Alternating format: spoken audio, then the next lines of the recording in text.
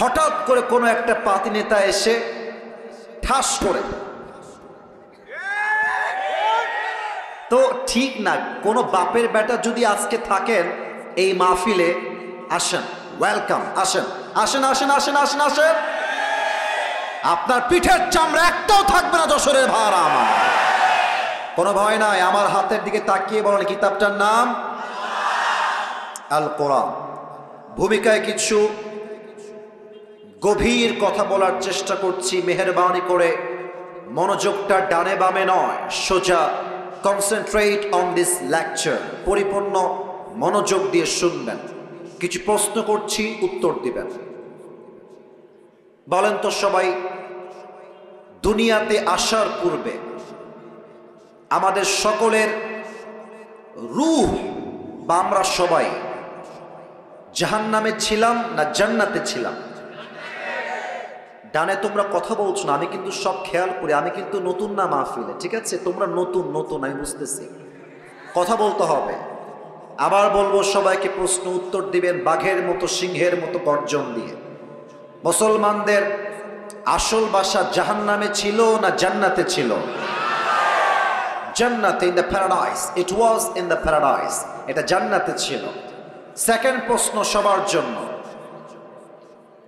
আমাদের আদি পিতা, প্রথম পুরুষ, যিনি দুনিয়ায় প্রথম এসেছেন অ্যাজ এ প্রফেট, নবী হিসেবে, আমাদের প্রথম নবী, প্রথম পুরুষ, তার নাম কি বলেন সবাই?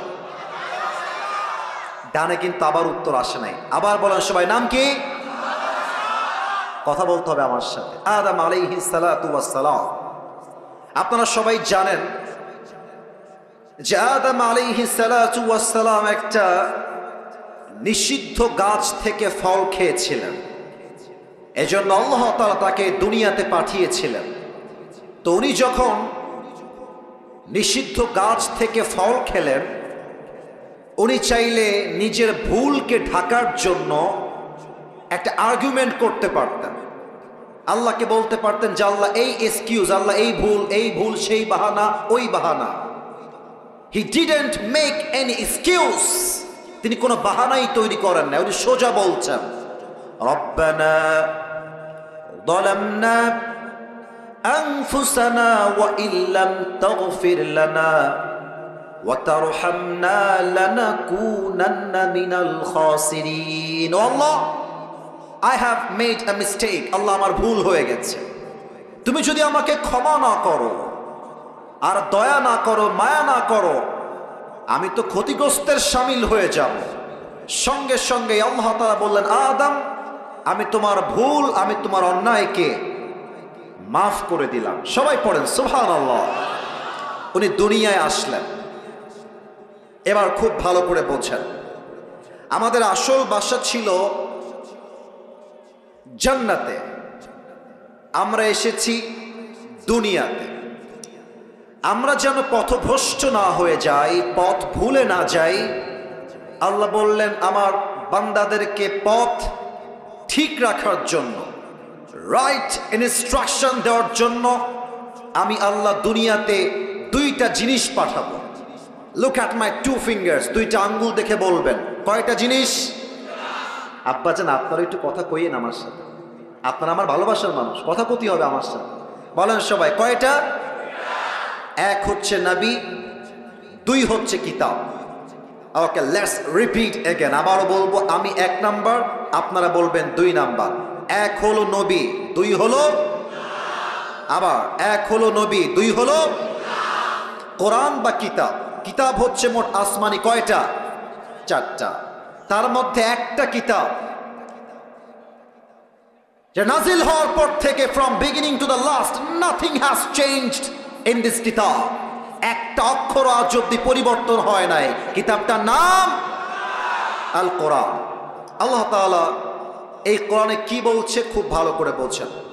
4 নাম্বার পারা, 2 নাম্বার। এই যে সোনামণি, আওয়াজ করা যাবে না এখানে। ভলেন্টিয়ার্স কে আছে? ভলেন্টিয়ার্স কারা এখানে? আওয়াজ করা যাবে না, একদম না। এখানে অনেকগুলো মিডিয়ার ভাইরা দূর থেকে আসছে, আমি দেখতে পাচ্ছি। এটা পরে যশোরের বদনাম হয়ে যাবে।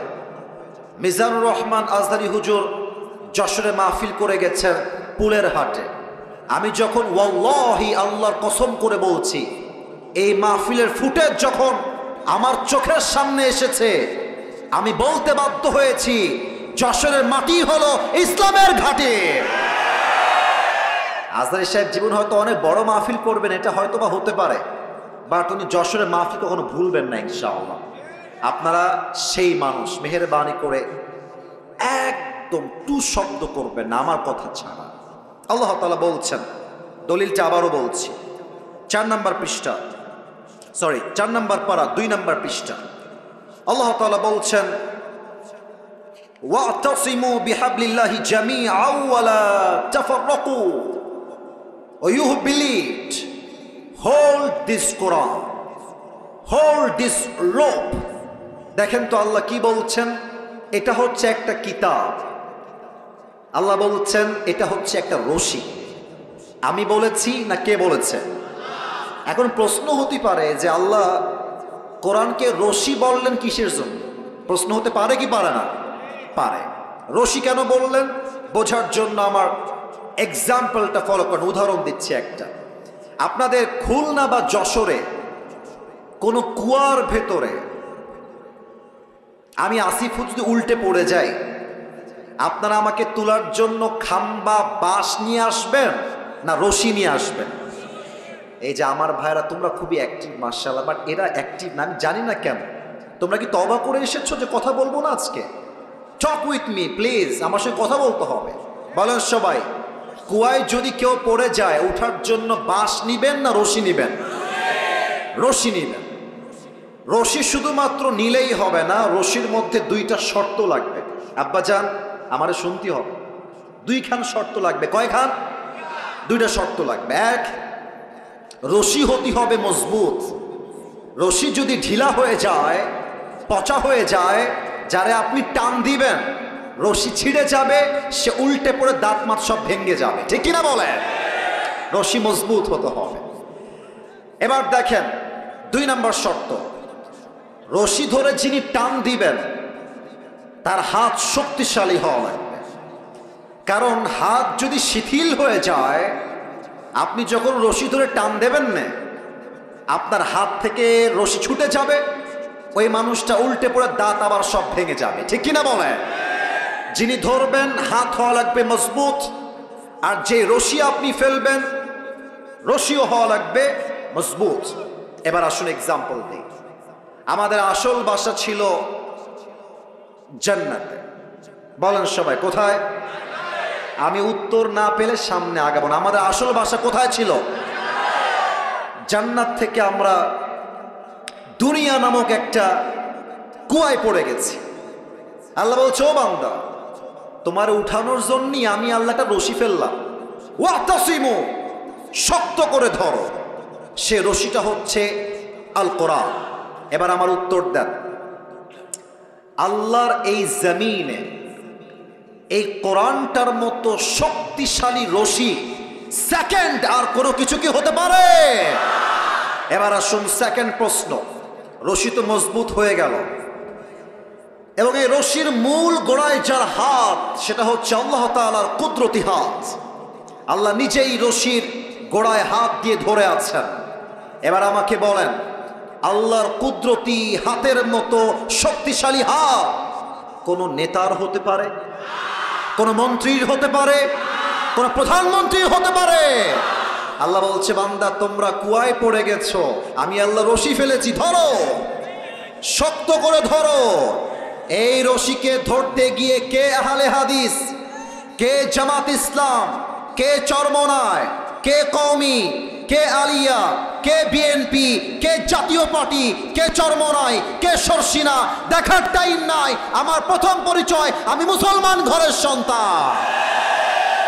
দল মত নির্বিশেষে কোরআনটাকে শক্ত করে ধরো। যদি তুমি ধরতে পারো তবে তোমার কি হবে? তুমি যে তোমার জান্নাতের বাসার থেকে হারিয়ে দুনিয়া নামক কুয়ায় পড়ে গিয়েছিলে, আমি আল্লাহ এমন একটা টান দিব, সবাই মিলে ধরো, আমি আল্লাহ তোমাদের সবাইকে আবার সেই হারানো বাসা জান্নাতে ফিরাই দিব। সুবহানাল্লাহ। আজকে এই কোরআন থেকে তাফসীর হবে। তবে আমার যেটা পার্সোনাল পয়েন্ট অফ ভিউ, যেটা আমি দেখতে পাচ্ছি আজকের এই মাহফিলে সর্বস্তরের লোক এসেছে। তবে আমার বিশ্বাস যত মানুষ আজকে অ্যাজ এ অডিয়েন্স এসেছে, আমার ভুল না হলে আমি বলতে চাই 80% বেশি কলিজার টুকরা যুবক ভাই আজকের মাহফিলে এসেছে। আল্লাহ এদের সবাইকে কবুল করো, পরের সবাই আমিন। আপনাদের বউ আছে কার কার একটু হাত তুলেন তো। বউ আছে? আচ্ছা, বউ আছে আপনাদের, মাশাআল্লাহ। মুরব্বীরাও হাত তুলেছে, মাশাআল্লাহ। হাত নামান ভাই, হাত নামান। আর আপনাকে বউ নাই কার কার, তারা একটু হাত তুলেন দি ভাই। ইন্না লিল্লাহি ওয়া ইন্না ইলাইহি রাজিউন। আপনার কারো বউ নাই ভাই? সত্যি না মিথ্যা? আমি বিশ্বাস করি না। আল্লাহ যাদের বউ নাই সবাইকে দিনদার নেককার বউ দিয়ে দিক, পড়েন সবাই আমিন। আমি একটা কথা মাঝে মাঝে মজা করে বলি, যদিও আজকের মাহফিলে অনেক আলেম ওলামা, মাদ্রাসার ছাত্র, মাশায়েখ এবং অনেক মুরব্বী আব্বা জানরা এসেছেন, তবুও আমি বলছি লজ্জাকে গুল্লি মেরে, যুবকদের চরিত্র ঠিক হবে কম্বল দিয়ে না, ল্যাব দিয়ে না, একমাত্র বউ দিয়ে যুবকদের চরিত্র ঠিক হবে। আব্বা যে বোঝে না কিসে শুনি, তা আমি নিজেও বুঝি না। আব্বা বুঝতেই চায় না। আব্বা খালি কয় তোরে নিজের পায়ে দাঁড়াতে হবে আগে। আব্বা যান নিজের পায়ে দাঁড়াবে একদিন, বাট যে অন্যায় আপনার যুবকটা করছে, এই অন্যায়ের দায়ভার বড় মারাত্মক হবে। আর আগামীতে আসছে বিশ্ব নির্লজ্জ ভালোবাসা দিবস। আমার স্পষ্ট পয়গাম যশোরের মাহফিলে, ভালোবাসার দিবসের নামে যে বেহায়াপনা বাংলাদেশে চলছে, এই দিনে কোনো মেয়ে আপনার বাড়ির থেকে বাহিরে বের হতে পারবে না। স্পষ্ট ভাষায় আমার কথা, ভালোবাসার দিবস কোনো মুসলমানদের দিবস নয়, এটা খ্রিস্টানদের দিবস, এটা কাফেরদের দিবস। আমাদের ভালোবাসার জন্য কোনো দিন লাগে না, আমাদের প্রত্যেক দিনই হচ্ছে ভালোবাসার দিন। প্রত্যেকটা মুহূর্তেও ভালোবাসা দিয়ে এনজয় করতে চাই, ঠিক কিনা বলেন? তবে হারাম ভালোবাসা নয়, হালাল ভালোবাসা, ঠিক কিনা? আসুন আমরা 3টা তাকবীর দেই আল্লাহর নামে। 3টা তাকবীর শেষ হয়ে গেলে আমি আমার মূল আলোচনার বিষয়বস্তুতে ফিরে যাব। প্রথম তাকবীর দিবেন আমার প্রিয় আব্বা জান যারা এসেছেন এবং বিবাহিত যারা এসেছেন তারা। তবে বিবাহিত ভাইদেরকে বলবো তাকবীর দেওয়ার আগে গলাটা একটু খাকায় ঠিক করে নিতে হবে ভাই। সবাই এখন কাশি দিন দিয়ে দেখি। বিবাহিত ভাইয়ারা তাকবীর দিবেন, সিঙ্গেলরা চুপ থাকবেন। বিবাহিত ভাইয়ারা, দেখা যাক আজকে কারা জিতে, কাদের গায়ের জোর কত বেশি। I would like to test everyone.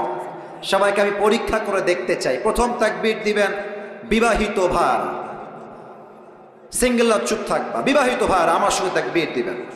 নারে তাকবীর। বিবাহিত ভাইয়ারা তাকবীর দিয়েছে, মাশাআল্লাহ। হ্যাঁ, বস বস বস। বিবাহিত ভাইয়ারা এবার তাকবীর দিলেন, খুব ভালো হয়েছে, অনেক ভালো হয়েছে, মাশাআল্লাহ। এবার সিঙ্গেলদের পালা। সিঙ্গেলরা একটু জবান খুলে কাশি দাও। আল্লাহ জানে কারা জিতে আজকের এই মাহফিলে। দেখা যাক। মুরব্বী এবং বিবাহিত ভাইয়ারা চুপচাপ থাকবেন। এই মুহূর্তে আমার কলিজার টুকরা সিঙ্গেল ভাইয়ারা তাকবীর দিবেন। সিঙ্গেল ভাইয়ারা তাকবীর দাও। নারে তাকবীর। বিবাহিত ভাইয়ারা আমাকে মাফ করে দিয়ে, আই এম সো সরি। আজকে আমার সিঙ্গেল ভাইরাই জিতেছে, তারা পাস করেছে, ঠিক কিনা বলে? এই ওদেরকে এভাবে ধমক দিও না, ওরা আমার কলিজার টুকরা। এই যে সাদা পাঞ্জাবি, দরকার নাই, দরকার নাই, যান যান, দরকার নাই। ওরা আমার ভালোবাসা, ওদের কষ্ট দেওয়া যাবে না। থাক থাক, ওরা ওখানেই থাক। তোমরা আওয়াজ করবো না, তাহলেই হবে। আমি তোমাদের সাথে আছি। যুবকদেরকে কেউ না বুঝলেও আমি আসিফ হুজুর কিন্তু বুঝি যুবক ভাই। এবার আমরা সবাই মিলে একটা তাকবীর দিব। একটা তাকবীরের ঠেলায় আমি আসিফ হুজুর স্টেজ ভেঙে উল্টে পড়ে যাব। দেখা যাক কত জোরে আপনারা তাকবীর দিতে পারেন। শেষ তাকবীর, সবাই একটা কাশি দেন দেখি। নারে তাকবীর। আল কোরআনের আলো, আল হাদিসের আলো, কোরআন হাদিস যেখানে, আলেম ওলামা যেখানে, যশোরবাসী যেখানে।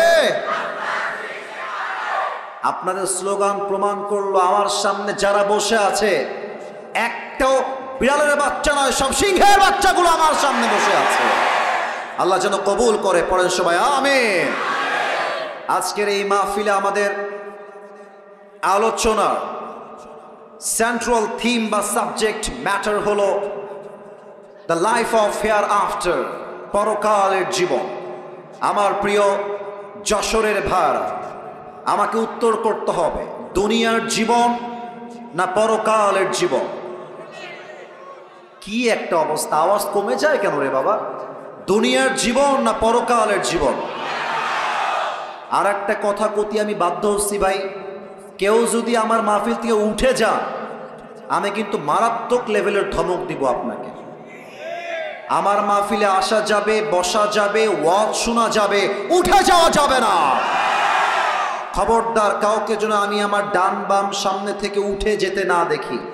আর যদি তোমার পাশ থেকে উঠে যায়, ভদ্রতার সাথে লুঙ্গিটা টান দিয়ে ধরে বসায় দিবা, তবে লুঙ্গি যেন খুলে না যায়, খুলে না যায়। আচ্ছা, এবার আমরা শুরু করছি। কোনো আউল ফাউল কথা নয়, কোরআন থেকে, হাদিস থেকে আমি প্রত্যেকটা কথা I will try my best level by mentioning the reference. যতটুকু পারা যায় প্রত্যেকটা কথার দলিল দিয়ে কথা বলবো। আমি আমার আলোচনা শুরু করছি। বলুন সবাই, আলোচনার মূল বিষয়বস্তু দুনিয়ার জীবন না পরকালের জীবন? পরকালের জীবন। এবার আমাকে সবাই উত্তর দিবেন, তিনটা প্রশ্নের উত্তর খুব বুঝে শুনে দিবেন, খুব বুঝে। এক, আজকে আমরা এ বিশাল বড় তাফসীর মাহফিলে সবাই অ্যাটেন্ড করেছি, আমরা সবাই জীবিত বসে আছি। বাসায় যে আবার আপনি জীবিত ফিরে যাবেন, do you have any guarantee about it? Do you have any guarantee about it? কোনো গ্যারান্টি নাই। কোরআন কি বলছে দেখেন। আল্লাহ রাব্বুল আলামিন বলছেন, বান্দা শোনো শোনো, এই ছেলে, একদম না না না, এই হাসি না, অলওয়েজ হাসি আমার পছন্দ না। তোমরা এখানে এসে টিকটক বানাও, উল্টাপাল্টা ভিডিও করে, এটা আমি জানি। এই মাহফিলে ওইসব করার জন্য আসা যাবে না। এটা কোরআনের মাহফিল, ভদ্রতা বজায় রেখে শুনতে হবে। আর একটা চুল পরিমাণ শব্দ চাই না। ভালোবাসার জায়গা ভালোবাসা, ভদ্রতার জায়গায় ভদ্র, একদম ভদ্র বজায় রেখে বসে থাকবে। আল্লাহ রাব্বুল আলামিন বলছেন, লিকুল্লি উম্মাতিন আজাল ইযা জাআ আজালুহুম ফালা ইস্তাখিরুনা সাআতাও ওয়ালা ইস্তাকদিমুন। আল্লাহ বলছেন, প্রত্যেকটা মানুষের জন্য আমি আল্লাহ হায়াতের সময়সীমা বেঁধে দিয়েছি। সময় যখন শেষ হয়ে যাবে, মালাকুল মওতের মাধ্যমে দুনিয়ার থেকে উঠাই নিবে একজন। আওয়াজ দিয়ে বলেন সবাই, তিনি কে?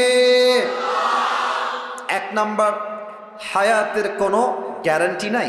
দুই নাম্বার, এটা একটু বুঝে উত্তর দিতে হবে, বুঝে। Think before you answer of my question. একটু ভেবে উত্তর দিবেন, ঠাস করে উত্তর দিয়ে ফেলবেন না। একটু বলেন তো, এইটা কি ইহকাল না পরকাল? এই যে ভয় পেয়ে গেছেন, আরে ভাই কথা বোঝা যায় তো, পরকাল না ইহকাল? এটা কি আখিরাতের জীবন চলছে না দুনিয়ার জীবন চলছে? এবার আমাকে উত্তর দিবেন, বলেন তো, as a Muslim what do you think about it? What's your personal point of view? আপনি কি ভাবেন, জাস্ট আমাকে বললেই হবে। আমার প্রিয় যশোরের ভাইয়েরা, আমাকে জবান খুলে উত্তর দিবেন। আপনার চিন্তা আপনাকে কি বলছে? দুনিয়ার জীবন কি বেশি উত্তম না পরকালের জীবন বেশি উত্তম? পরকালের জীবনটা বেশি উত্তম। তার দলিল কি? দলিলটা শোনেন। 30 নম্বর পারা, সূরাতুদ দুহা, ঠিক 4 নম্বর আয়াত। আল্লাহ তাআলা বলছেন, ওয়ালাল আখিরাতু খায়রুল লাকা মিনাল উলা। ও আমার বান্দা শোনো শোনো, দুনিয়ার চাকচিক্য দেখে পাগল হয়ে যেও না, মাতাল হয়ে যেও না, হতাশ হয়ে যেও না। মাথায় রাখবা, দুনিয়ার জীবনটা উত্তম জীবন নয়, বরং দুনিয়ার চাইতে আখিরাতের জীবনকে বেশি উত্তম করেছে একজন, তিনি কে? The life of hereafter is much more better than this worldly life. আল্লাহ তাআলা বলছেন, দুনিয়ার জীবনটাকে আমি আল্লাহ তাআলা বেটার লাইফ বানাই নাই, এটা উত্তম জীবন নয়, বরং দুনিয়ার চাইতে আখিরাতের জীবনটাকে আমি আল্লাহ তাআলা হাজার গুণ বেশি উত্তম করে বানিয়েছি। কোন সবাই সুবহানাল্লাহ। এবার সবাই আমাকে একবার দেখেন, আমাকে দেখার জন্য দেখতে বলছি না, একটা প্রশ্ন করব তাই দেখতে বলছি। আচ্ছা, আপনারা তো আমাকে মনে হয় মানে ফেসবুক ইউটিউবে তো আগে দেখেছেন নাকি? মানে আমার চেহারা আপনার আগের থেকে চিনেন। কথা কি ভুল বললাম না ঠিক বললাম? আচ্ছা, হয়তোবা আপনারা ফেসবুকে দেখেছেন, বাট আমাকে হয়তোবা সরাসরি আজকে অনেকেই প্রথমবার দেখলেন। আমাকে একটু বলবেন, আমার দিকে তাকিয়ে আমার দাড়ি, আমার হাইট, আমার চেহারা দেখে, এটা হাসির কোনো প্রশ্ন না, এটা কোরআনের সঙ্গে রিলেটেড। আমি একটা আয়াত বলবো, তার জন্য এই পয়েন্টটা টেনে নিয়ে আসলাম। আমাকে দেখে আনুমানিক আপনাদের কত বয়স মনে হচ্ছে? আনুমানিক একটা বলেন তো, আনুমানিক 25-26। আর কোনো মতামত আছে? 28। আচ্ছা, মতামত অনেকটাই। 18 কে কয় রে বেটা? আচ্ছা, এখানে কোনো মুরব্বী আব্বাজান বামে অথবা সামনে এমন কেউ কি আছেন যার বয়স 50+, 50-এর বেশি? কার বয়স 50+? একটু ডান হাত তুলবেন, আব্বাজান, বেয়াদবি নিবেন না। আব্বাজান 1 2 3, মাশাআল্লাহ, দেয়ার আর লট অফ পিপল, মাশাআল্লাহ, হাত নামান, হাত নামান। এবার আমাকে উত্তর দেন, এটা আমি কোরআন থেকে রেফারেন্স দিব এই মুহূর্তে, বুঝে উত্তর দেন। দুনিয়ার জীবনটা কি বেশি লম্বা না আখিরাতের জীবন বেশি লম্বা? তোমরা বামের ভাইয়েরা আমার কলিজা, তোমরা, ওরা আমার সঙ্গে কথা বলছে না, আমি জানি না কেন কথা বলছো না। তোমরা তোমাদের শত্রু না, হয়তোবা আমি তোমাদের কাছে অনেক ঘৃণার পাত্র হতে পারি, তুমি হয়তো আমার হেটার্স হতে পারো, বাট কথা বলো, কথা বলো।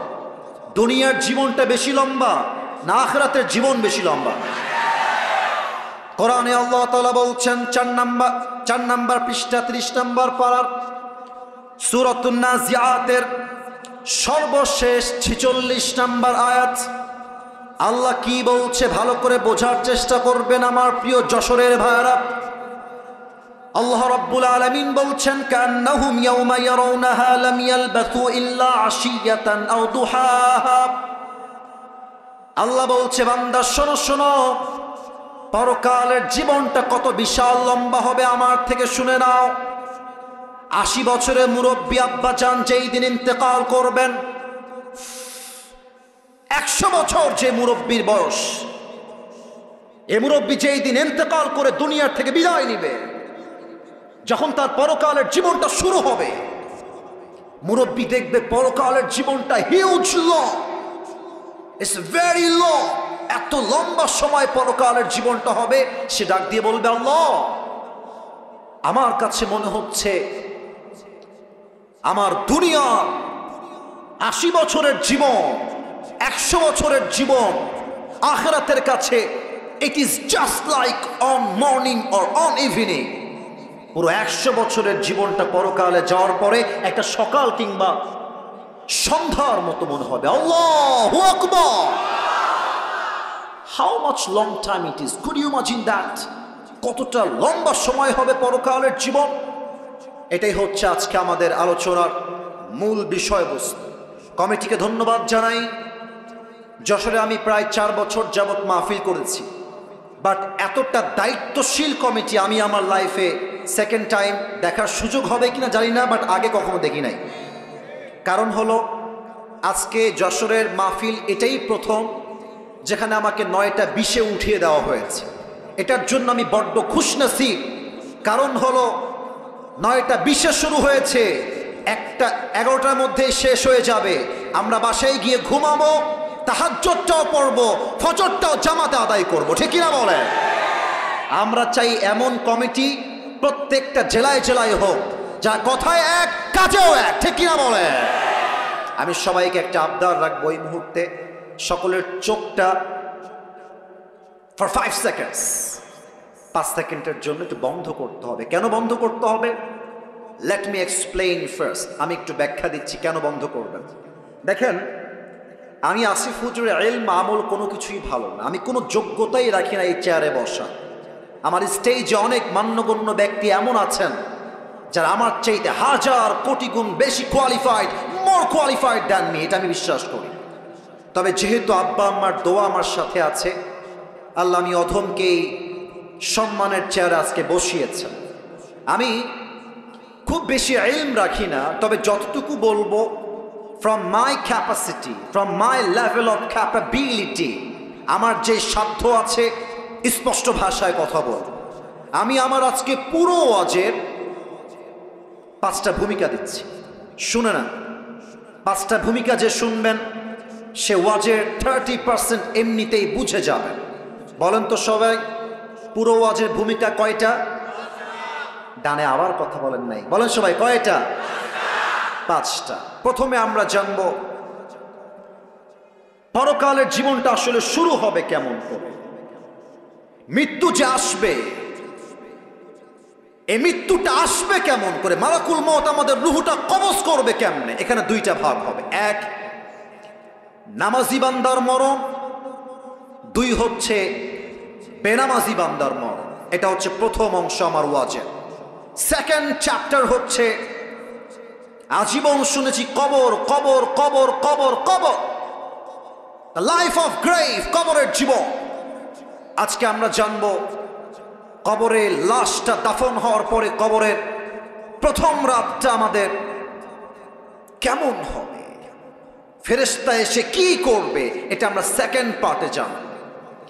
এবং সর্বশেষ আমরা আরো 3টি বিষয়কে হাইলাইট করব কোরআন থেকে, হাদিস থেকে, উইথ রেফারেন্স, দলিল দিয়ে। 1 আফটার ডেথ, মৃত্যুর পরে আমরা সবাই জানি দেয়ার ইজ অ্যানাদার লাইফ, আর একটা জীবন আছে। তো মৃত্যুর পরে আল্লাহ তাআলা সবাইকে আবার জীবিত করবেন কেমন করে, এটা আমরা জানব। সেকেন্ডলি আমরা জানব আজীবন শুনেছি কিয়ামত কিয়ামত কিয়ামত। সেকেন্ড চ্যাপ্টারে আমরা জানবো এই কিয়ামতটা শুরু হবে কেমনে, হিসাব দিবসের হিসাব আল্লাহ নিবেন কেমন করে, এটা আমরা জানবো। এন্ড সর্বশেষ, ফাইনাল এন্ড লাস্ট, আমরা জানবো কিয়ামতের হিসাব দিবসের পরে there will be 2 categories of people, 2টা দল হবে। এক হচ্ছে বামপন্থী, আর এক হচ্ছে ডানপন্থী। আজকের ওয়াজে ডানপন্থীর সাথে বামপন্থীরা ভালো, কারণ আপনারা কথা বলছেন না আমার সঙ্গে, এবার থেকে আর মিস দিবেন না। আপনারা আমার কলিজা, আপনারা আমার ভালোবাসার জায়গা। বলেন তো হিসাব দিবসের পরে কয়টা দল হবে? আবার বলেন সবাই কয়টা? এক হচ্ছে বামপন্থী, আর এক হচ্ছে ডানপন্থী। ডানপন্থী হচ্ছে জান্নাতীরা, বামপন্থী হচ্ছে জাহান্নামী। আজকে আমরা জানবো মানুষ জান্নাতে যাবে কেন আর জাহান্নামে যাবে কেন। এই হচ্ছে মোট 5টা ভূমিকা। এবার সবাই, যদি আপনারা আমাকে ভালোবেসে থাকেন তবে এটা আমার আবদার, 5টা সেকেন্ডের জন্য সবাই চোখটা বন্ধ করে ফেলেন। সবাই এবার চোখ যদি বন্ধ হয়ে যায়, মাথাটা যারা বসে আছেন বামে, যারা ডানে, যারা সামনে, পুট ইউর হেড ডাউন। সবাই মাথাটা একটু নিচু করেন। সবাই, আমি যা বলি কান দিয়ে নয় দিল দিয়ে শোনেন। চোখ বন্ধ, মাথা নিচে। আমি কাউকে ধোয়াচ্ছে, সবাইকে আমি বলবো just for 5 seconds think about your death। আপনি আপনার মৃত্যু নিয়ে ভাবেন। আপনি ভাবেন যে আগামীকাল ফজরের নামাজের পরে আপনার জানাজা অনুষ্ঠিত হচ্ছে, আগামীকাল থেকে আপনার কবরের জীবনটা শুরু হয়ে গেছে। Just think like this for 5 seconds। 5টা সেকেন্ডের জন্য মৃত্যুকে নিয়ে একটু স্মরণ করেন। আমি গুনছি 1 থেকে 5। 1 2 3 4 5। কলিজার টুকরা যশোরের ভাইরা, চোখ খুলেন, মাথা উঁচু করেন। কলিজার ভাইরা, আপনারা আমার প্রাণপ্রিয় ভাইরা, এবার আমার চোখে চোখ রাখেন। দেখেন, পরকালের জীবনটা শুরু হবে মৃত্যুর মাধ্যমে। and there are 2 kind of death। মৃত্যু হচ্ছে 2 প্রকার। Number 1, the death of people those who perform the salah। এক হচ্ছে নামাজি বান্দার মরণ। নাম্বার 2 হচ্ছে the death of people those who do not perform the salah। Second হচ্ছে বেনামাজি বান্দার মরণ। নামাজি বান্দার মরণ কত সুন্দর হবে। আমি হাদিস থেকে শুরু করছি। আল্লাহর হাবিব বলেছেন, নামাজি বান্দার সামনে যখন মালাকুল মওত আসবে, তার দেহের গায়ের রং হবে সাদা ধবধবে ফর্সা। তার গায়ে থাকবে বিশাল লম্বা একটা সাদা জুব্বা, দেখতে হবে তাগড়া যুবক। তার মুখে থাকবে লম্বা লম্বা চাপদাড়ি। He will be look like a very young and smart handsome person. দেখতে অসাধারণ চেহারা হবে তার। নামাজি বান্দার সামনে দাঁড়িয়ে যাবে। ও আব্বা জান, ও ভাই, কথা কি বোঝা যায় নাকি যায় না? দাঁড়িয়ে যাবে নামাজি বান্দা, এটা কিন্তু বেনামাজি না, নামাজি বান্দা। দাঁড়িয়ে কি বলবে দেখেন, হে নামাজি বান্দা, ইয়া আইয়াতুহান নাফসুল মুতমাইন্না উখরুজি ইলা মাগফিরাতিল্লাহি ওয়া রিজওয়ানি। এই নামাজি বান্দা, আসো, বের হও, বের হও। কোথায় যাব আমি? কোথায় নিয়ে যাবেন আমাকে? ইলা মাগফিরাতিল্লাহি ওয়া রিজওয়ানি, আসো, আল্লাহর ক্ষমা আর জান্নাত তোমার অপেক্ষমান রয়েছে। না, এটা যশোরের সুবহানাল্লাহ হয়নি। আরেকবার কোন সুবহানাল্লাহ। আপনারা সবাই আল্লামা দেলোয়ার হোসেন সাইদি হুজুরের নাম শুনেছেন না? আপনাদের কলিজার টুকরো, আমি জানি, মুরব্বীদের কলিজার, আমি জানি। উনি খুলনায় মাহফিল করতেন প্রতি বছর। আমার আব্বা আমাকে বলে, আব্বা, আমার আব্বা কিন্তু এখনো খুলনার ভাষাতেই কথা বলে, আমার বাবা অন্য কোনো ভাষা পারেই না। আমাকে বলে, আব্বা, যখন সাইদি সাহেব আসতেন, মুরব্বী, দাড়ি পেকে গেছে, দাঁত ভেঙে গেছে, সাইকেল চালিয়ে চালিয়ে সাইদি সাহেবের মাহফিল শুনতে যেতেন। আমার আব্বা নিজে না খেয়ে সাইকেল চালিয়ে যেতেন। কাকে বলে কোরআন, কাকে বলে ভালোবাসা, এটা সর্বপ্রথম আমরা আল্লামা দেলোয়ার হোসেন সাইদি হুজুর থেকে শিখেছি যুবক ভাইরা। উনি একটা কথা বলতেন যে, তোমরা যদি অল্প কথায় বেশি ব্যবসা করতে চাও, অলওয়েজ খালি কইবা সুবহানাল্লাহ, আলহামদুলিল্লাহ, লা ইলাহা ইল্লাল্লাহ, আল্লাহু আকবার। যে যত জিকির করবে, জান্নাতে তার জন্য বিশাল লম্বা লম্বা গাছ তৈরি হয়ে যাবে, বিশাল লম্বা প্রাসাদ তৈরি হয়ে যাবে। সুবহানাল্লাহ। এই যে আপনার 2টা গাছের মালিক হয়ে গেলেন, আরেকবার পড়েন। 3টা গাছের মালিক হন, আরেকবার পড়েন সুবহানাল্লাহ।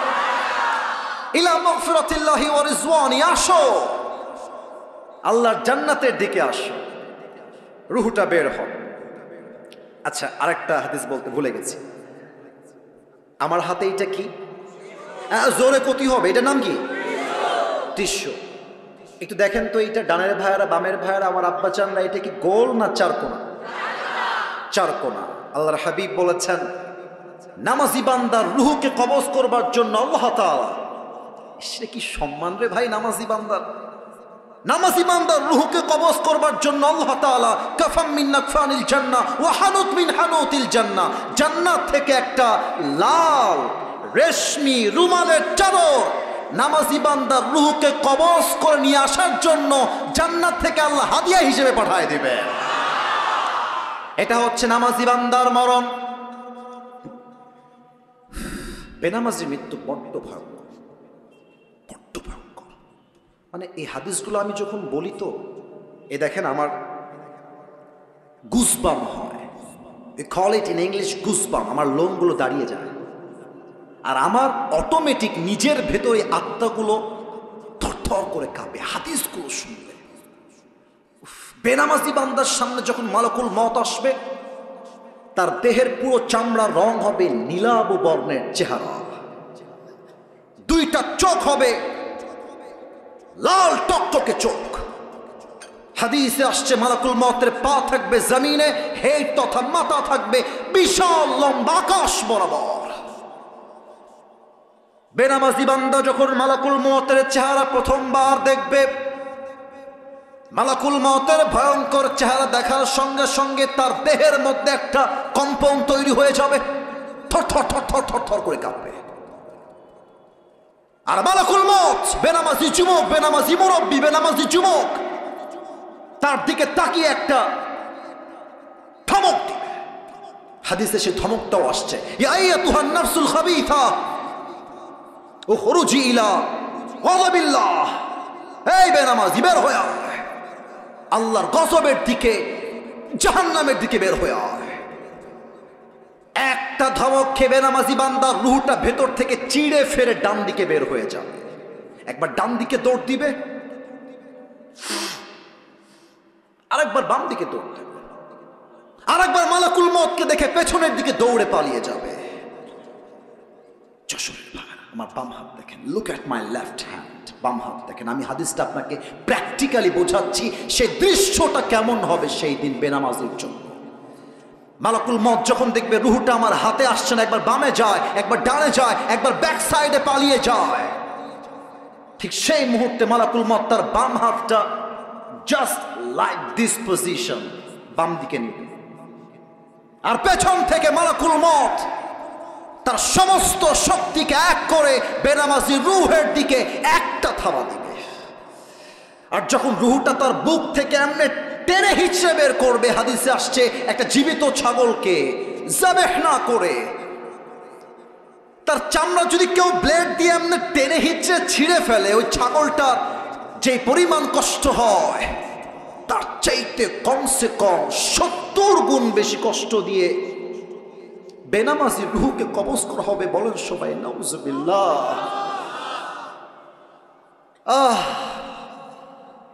70 গুণ বেশি কষ্ট।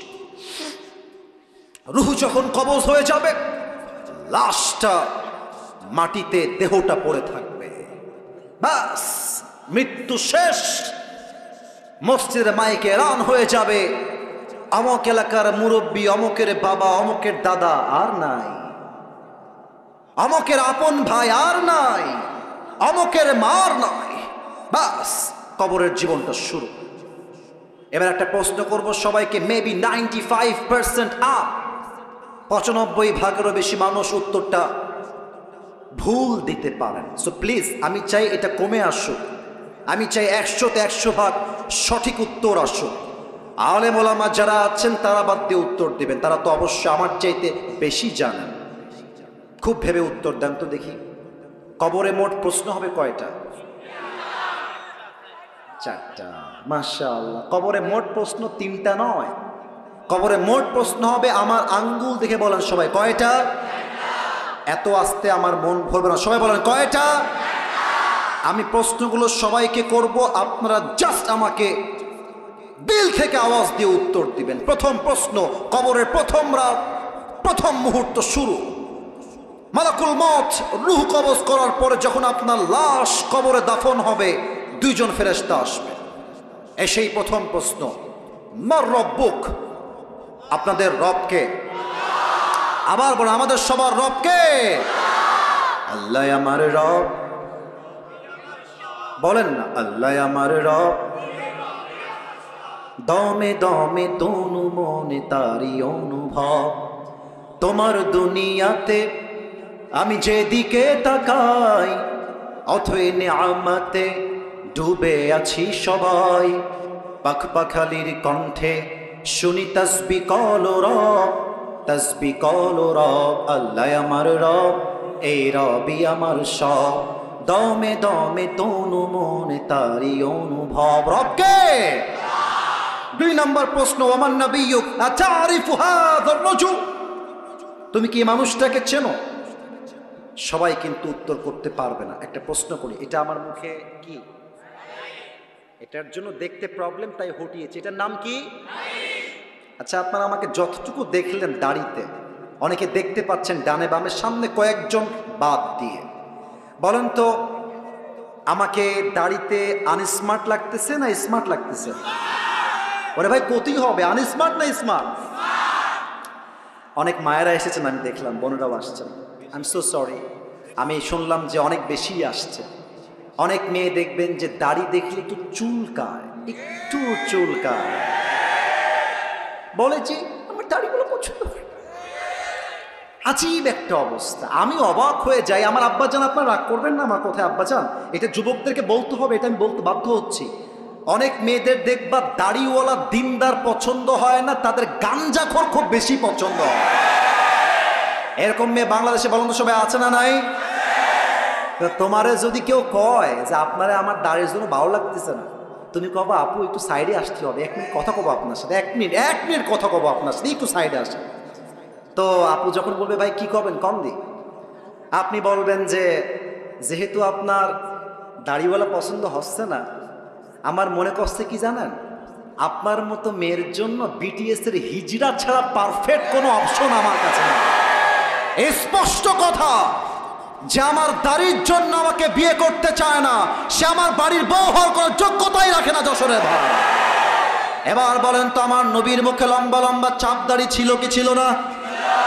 নবীর মতো সুন্দর এই তল্লাটে দ্বিতীয় আর কেউ কি হতে পারে?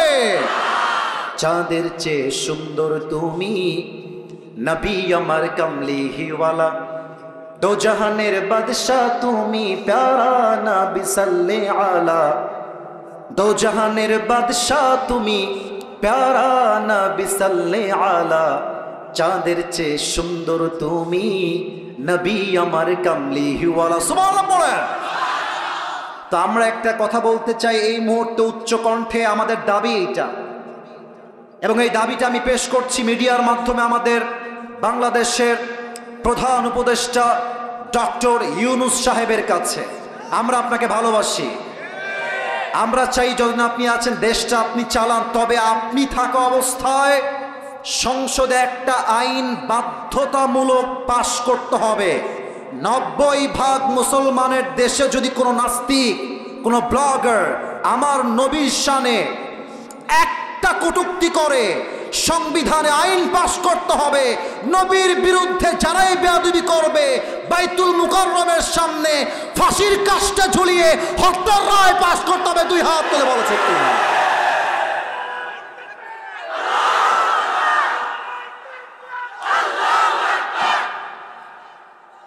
শাপলা চত্বরের ইতিহাস ভুলে গেলে চলবে না। স্বৈরাচারী হাসিনা হাজার হাজার আলেমদের তাজা রক্ত ধরেছে শাপলা চত্বরের মাটিতে। আমরা সেই ইতিহাস ভুলে যাই নাই।